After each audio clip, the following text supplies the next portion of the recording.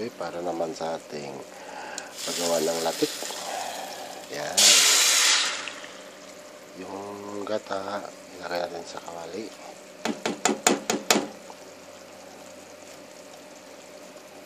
Habang yung natin,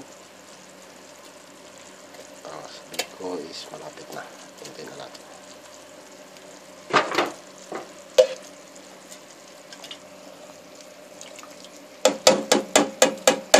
Ayan yung isang gata natin. Gawin natin yung latik.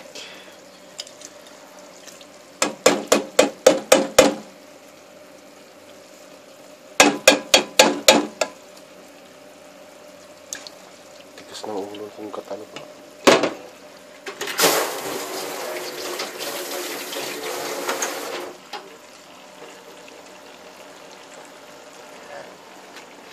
Purong gata at saka wala siyang halong tubig o yung gata mismo.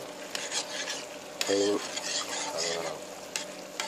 haluin mo na siya ng haluin hanggang sa magiging latik. Ayan. Samantala yung ano natin malapit na. Ito yung ano na. Isang oras na ako rito. Matagal to dahil mga isang oras ulit. Itong ganito kalapot. Kunti na lang. 15 minutes. Samantala ito yung teka rin. Haluin mo lang ng haluin ha. Alam mo naman siguro to.